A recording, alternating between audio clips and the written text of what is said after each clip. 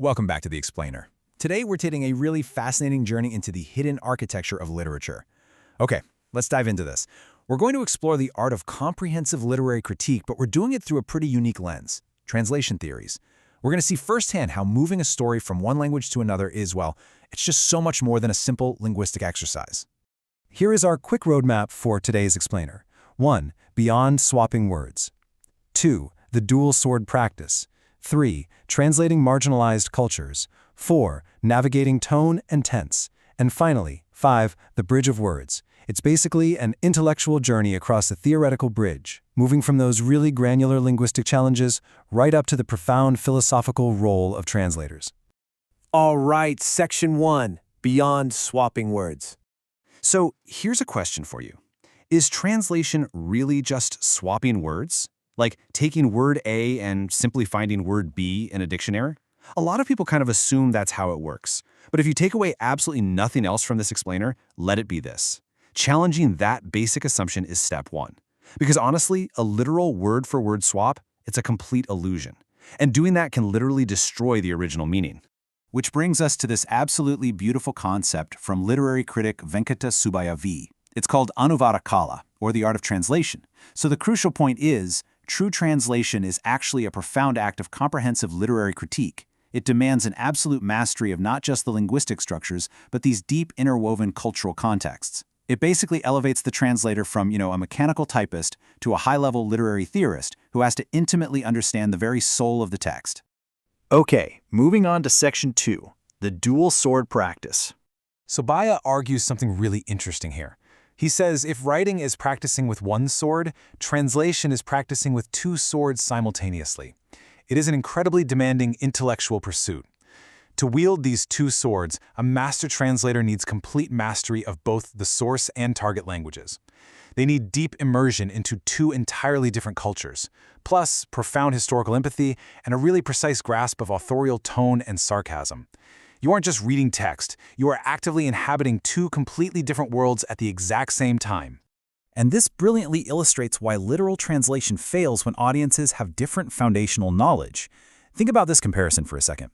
Imagine translating a historical text originally written for Cambridge historians, an audience with really deep academic knowledge, into a regional language like Telugu for everyday readers. If you just translate it literally, word for word, that everyday reader is going to be completely lost. The translator actually has to step in as a literary critic. They have to evaluate the target audience's needs, thoughtfully adapt the text, and maybe even add explanations so the true meaning actually survives the jump. Section 3. Translating marginalized cultures. Let's look at P. Jayalakshmi's complex translation of the Telugu novel Jigari. This novel centers on a very specific community called the Kalandars. They're a marginalized, nomadic animal training community, and specifically, their generational livelihood revolves around bear charming. The entire narrative explores this massive, heartbreaking tension. You have this unique community caught squarely between their ancestral ways of surviving and the sudden arrival of modern legal frameworks. So, here is the core social conflict Jayalakshmi had to navigate. On one side, you've got the historical livelihood of the Kalandars, that generational bear charming that forms their entire cultural and economic identity. And on the other side, you have the modern legal framework of strict government animal protection laws making this practice illegal. In unpacking this text, we have to look at this tension impartially. We're talking about the severe economic impact on the community's survival, while also recognizing the animal protection laws themselves. Balancing that without taking a stance, it's a brilliant tightrope walk of literary empathy. And then, then come the genuinely untranslatable cultural elements. Just look at the immense cultural weight a translator carries. How do you even begin to translate indigenous tribal medicine or specific regional flora like the Brahmdandi tree? What about hybrid dialects like the Urdu-Telugu Mandalika, which is just packed full of hyper-local idioms and super-specific insults? To keep the soul of the source text alive, Jayalakshmi actually had to visually preserve certain Urdu expressions right there in the English text instead of finding some clunky English equivalent. She knew that forcing a literal English word would just erase the very marginalized identity she was trying to highlight. Section 4. Navigating tone and tense.